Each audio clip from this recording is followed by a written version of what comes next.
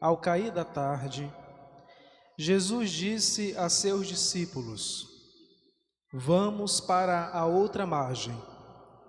Eles despediram a multidão e levaram Jesus consigo, assim como estava, na barca.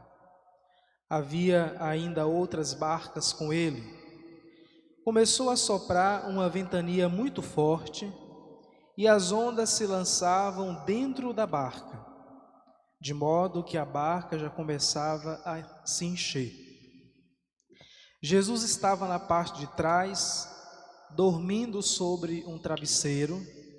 Os discípulos o acordaram e disseram: Mestre, estamos perecendo e tu não te importas?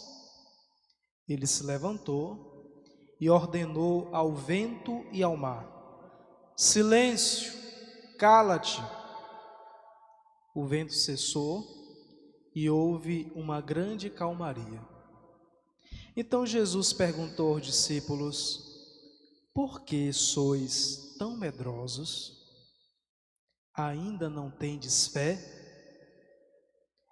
Eles sentiram grande medo e diziam uns com os outros: Quem é este, a quem até o vento e o mar obedecem? Palavra da salvação. Glória a vós, Senhor. Vamos sentar um tiquinho. Amados irmãos e irmãs, queridos jovens presentes nessa celebração, aqueles também que nos acompanham pelo nosso YouTube, todos vocês, todos nós, diante da palavra de Deus, esta palavra que sabemos que fortalece a nossa vida nesse mundo. Se a gente fosse resumir os sentimentos presentes nos seres humanos de hoje, a gente encontraria especialmente o medo. Hoje a gente olha para cada lado, olha para o nosso bairro, vê violência, vê no coração medo. Quando a gente escuta um pouquinho as nossas informações, a nossa comunicação, e de repente o medo também paira o nosso coração ao ver tantas vítimas da Covid-19, ao ver e ouvir as vítimas da Covid-19. Quando a gente olha para a nossa própria família, eis que várias pessoas da nossa casa experimentam essa doença e vem também ao nosso coração medo. Quando a gente começa a circular em nossa própria igreja e começa a perceber algumas coisas que não andam muito bem, vem ao nosso coração, coração de pastor, de líderes, de jovens, o medo.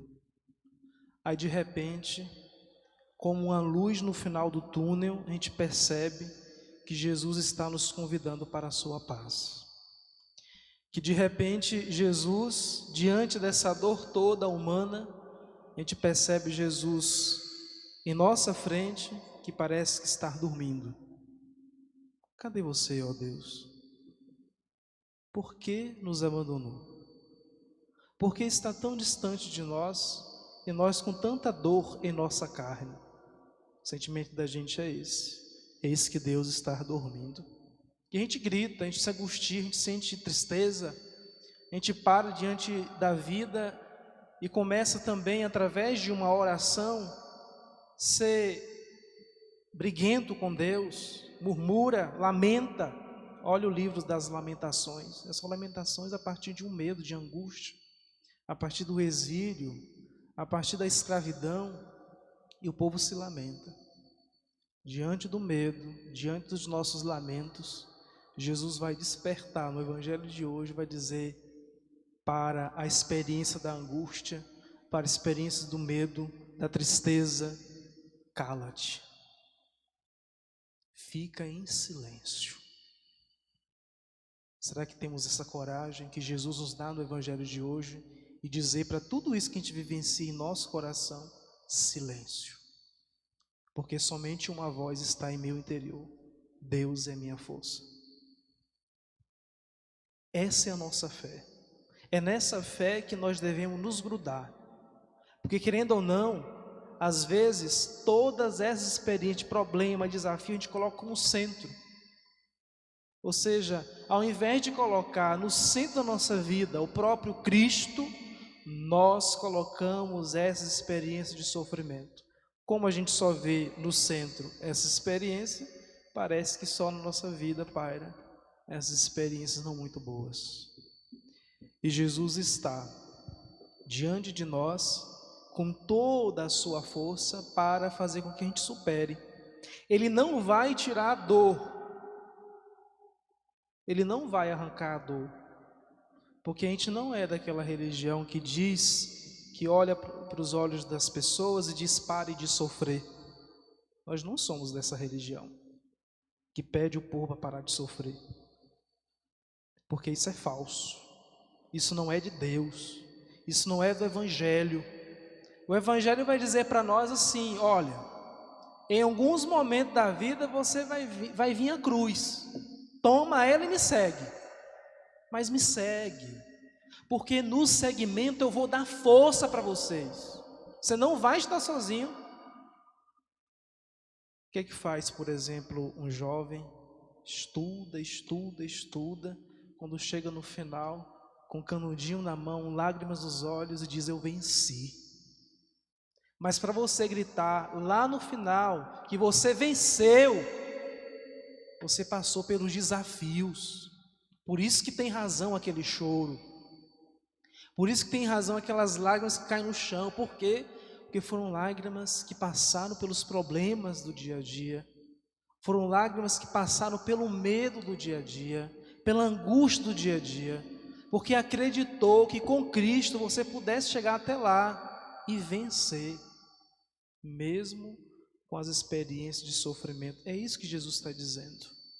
E logo nessa leitura da carta de São Paulo aos Coríntios, ele vai dizer assim: o amor de Deus nos pressiona. O que significa um amor que pressiona a gente? Durante toda essa semana, nós olhamos para uma das leituras, até mesmo Paulo também, para a comunidade dos Coríntios. Ele dizia assim: olha, eu amo vocês como o amor de Deus, porque Ele sente por vocês um amor ciumento. O amor de Deus por vocês é um amor ciumento. E aqui a gente precisa distinguir. É a mesma coisa de um amor de Cristo que nos pressiona. Um amor ciumento é interpretado dessa forma. A gente precisa distinguir o ciúme de Deus com um ciúme que não é muito bom. O ciúme não muito bom é um ciúme que aprisiona, é um ciúme possessivo, quando eu não deixo que o outro respire, caminhe do meu lado e pronto, aí eu estrago a liberdade do outro. E por isso que muitos relacionamentos não dão certo, porque começa com prisão, quando chega lá na frente, ninguém suporta. Chega um momento que a gente não vai suportar, que a pessoa não vai suportar. Por isso, de uma liberdade. Por que eu preciso deixar o outro livre, até mesmo na forma como a gente se relaciona? Porque se eu não deixar a liberdade acontecer no relacionamento, a confiança não é estabelecida. Ou seja, se eu estou amarrando você a mim, é porque eu não confio. Agora, essa confiança vai lançar ao ciúme que é de Deus. Esse ciúme de Deus, esse amor que nos pressiona, significa cuidado. Eu quero cuidar de você. E esse cuidado existe responsabilidade, ou seja, eu sou responsável por você. Isso significa, por exemplo, a aliança que você coloca no dedo. Eu vou ser responsável por você. Eu vou cuidar de você na alegria, na tristeza, na saúde e na doença.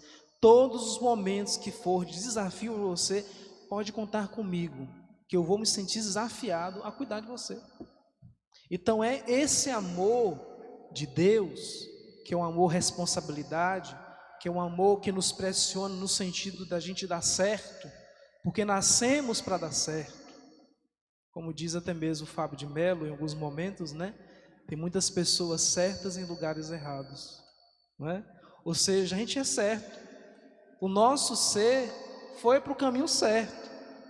Agora, as nossas decisões, às vezes, nos levam em uns caminhos que não nos edificam. Por isso que a gente precisa, como jovem, o que eu estou decidindo para a minha vida? O que faz parte das minhas decisões? Porque nas decisões que a gente toma, está aí a construção da nossa história no mundo. Que bom quando a gente toma uma decisão baseada na nossa consciência. Eu rezei essa minha decisão, eu olhei de perto consciência para essa minha decisão, eu olhei de perto para a decisão e assim me decidi ser feliz. A primeira decisão nossa é essa, sermos felizes. Mas a gente às vezes confunde também essa felicidade no âmbito dos nossos desejos. Eu quero fazer aquilo que eu quero. E em muitos momentos, felicidade, os nossos desejos não nos levam para a nossa felicidade. Em muitos momentos. Nossos desejos, em muitos momentos, podem nos levar para a nossa própria destruição. Por isso que a gente precisa unir os nossos desejos ao desejo de Deus. Porque esse desejo quer a nossa vida, quer o nosso sentido de verdade no mundo, quer ver a gente bem no mundo, de forma saudável, interiormente e também na nossa própria convivência. É o amor de Cristo que faz a gente crescer com responsabilidade. Essa é a liberdade certa. Se eu não posso fazer aquilo que eu quero simplesmente, mas eu faço aquilo com responsabilidade, as coisas com grande responsabilidade. Você é responsável pelos teus passos no mundo. Por isso que o ser humano é aquilo que ele potencializa ser. Aquilo que ele potencializa ser, na carta de São Paulo, ele vai dizer: olha, se alguém está em Cristo, é uma criatura nova. Se as tuas decisões se unem às decisões de Cristo por ti, você se torna uma pessoa nova. O que significa isso no âmbito da Bíblia, da Sagrada Escritura? Ser uma pessoa nova é saber que a cada dia você vai aprendendo. Você não é perfeito o tempo todo, você está em processo de aprendizagem. Se a gente é aprendiz, significa que a gente é discípulo. E ser discípulo de Jesus é andar nos seus passos, caminhar nos seus passos. E esse caminho novo vai te dar perseverança. Eis uma palavra que os jovens precisam saber no mundo de hoje. Perseverança. O que significa perseverança para todos nós? É porque a gente está caminhando nos ventos contrários da vida, sabendo que esse vento pode até mesmo fazer com que a gente se afogue. Mas a perseverança foi dizer: olha, mesmo eu estando lá, eu vou, como Pedro, levantar minhas mãos, me socorre, Senhor, eu quero caminhar contigo. Por isso que Jesus fala: olha, quem perseverar até o fim será salvo. A perseverança até o fim significa que os desafios, hoje se fala de tempestade, né? Que as tempestades vão vir, mas permaneça perseverante. Paulo da Cruz, o fundador dos passionistas, ele passou 30 anos celebrando a Eucaristia e não sentindo nada. Santo da igreja, 30 anos, lendo a palavra, celebrando a Eucaristia, todo o rito da Eucaristia, frio por dentro, angustiado por dentro, sem entender nada, sem se envolver, sem sentimento, seco, 30 anos. Mas o que levou ele ao altar para ser santo? A sua perseverança. E às vezes é assim, bate sim a angústia no peito, não quero ir na missa não. A primeira coisa que a gente faz, que a angústia, o desânimo bate no nosso coração para a gente desistir, é a Santa Eucaristia. Não vou não. É a Eucaristia que vai alimentar você. Porque na Eucaristia que você se alimenta da palavra. Primeiro pão é a palavra, depois a Eucaristia. O Verbo se fez carne. A palavra se faz carne em nós, em nossa humanidade, porque entra em nossos ouvidos e vão ao nosso coração. Aí no final da vida, quando ele, cheio do Espírito, cheio da graça, cheio da presença de Deus, porque às vezes o vazio é bom vir a provação, porque fugir da provação é bom quando você se sente desafiado, é bom quando vem uma tristeza na tua família,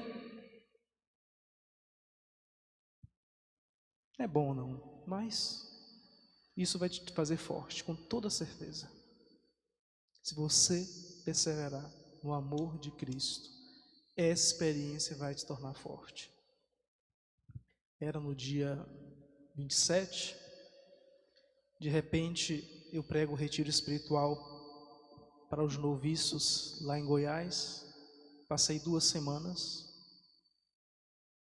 Eu chego em casa, aqui em Itabuna, aí a notícia da minha mãe: ela está de Covid no hospital. Veja, eu vim de uma experiência de falar de cruz, de falar da paixão de Cristo para jovens que iriam ser religiosos mais tarde. E de repente, concretamente, essa experiência de cruz veio ao meu coração.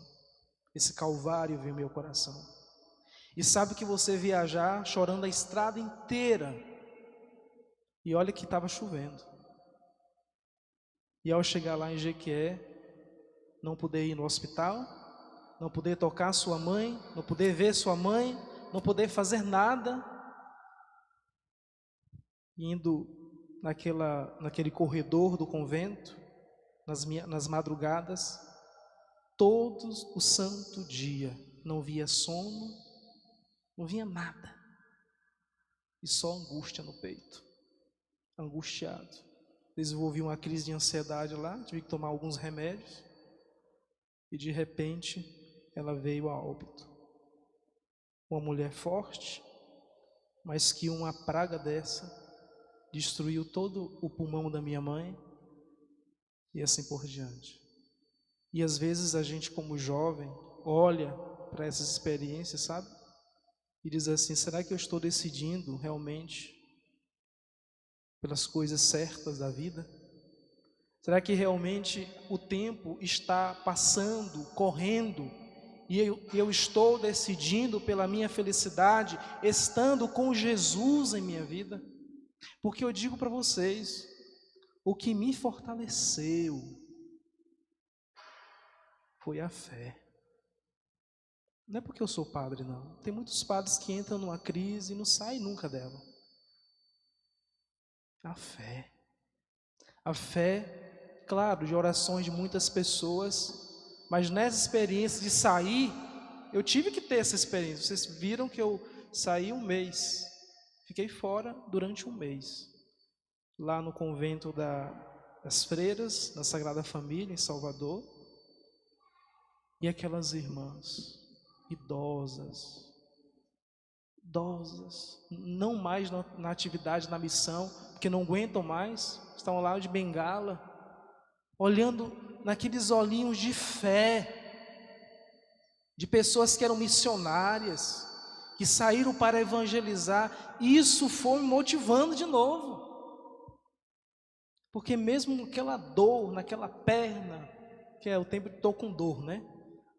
Uma dor na perna, uma dor nos braços, uma dor no corpo inteiro, de repente passando também nos leitos daquelas que estavam sofrendo, a força vinha no coração. Por isso que o resultado também de 11 reflexões, o luto vivido com a esperança. Queridos jovens, quando eu olho assim às vezes para Mangabinha, e eu sou pastor da Mangabinha, e quando chega a notícia em nossa casa, de tantos jovens envolvidos no tráfico, como dói o coração da gente. Eu acho que dói mais ainda do que a dor da perda da minha mãe, porque eu sei que ela está no céu.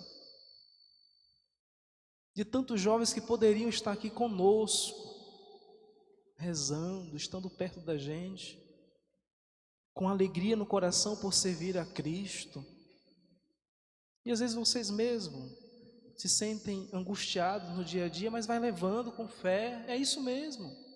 Vai levando acreditando, com esperança no coração, mesmo com essa tristeza que São Paulo da Cruz também sentiu, mas vai perseverando. E isso é bonito. É bonito quando eu vejo vocês aqui na igreja, e às vezes vocês percebem que é um padre jovem, mas às vezes uma distância, né? Mas meu coração está com vocês. Vocês tenham certeza disso, que o pastor de vocês não dorme enquanto não rezar por cada um. Quando você se sentir angustiado, entristecido, lembre, tem um padre que reza por mim. Tem um padre que gosta, que me ama, que cuida de mim na sua oração. E às vezes também, quando a gente está aí na sala de atendimentos, e eu vejo tantos dos nossos jovens que entram numa crise e às vezes não vêm conversar com a gente. Como é que a gente vai saber dessa crise? Conversa, partilha. Eu estou aqui, nós padres estamos aqui para isso, para escutar vocês, para ter esse ombro aqui, que você possa chorar, que você possa vir e partilhar a tua vida, não somente numa confissão, mas numa direção espiritual. Às vezes tem pecados, e às vezes que não é nem pecado, você às vezes começa a partilhar, que com a direção espiritual você se cura muito mais, com o caminho espiritual que o Padre às vezes te oferece. Olha, segue por este caminho espiritual, quem sabe com este caminho vai te ajudar nessa tua fraqueza, nessa tua fragilidade. Estamos aqui para isso.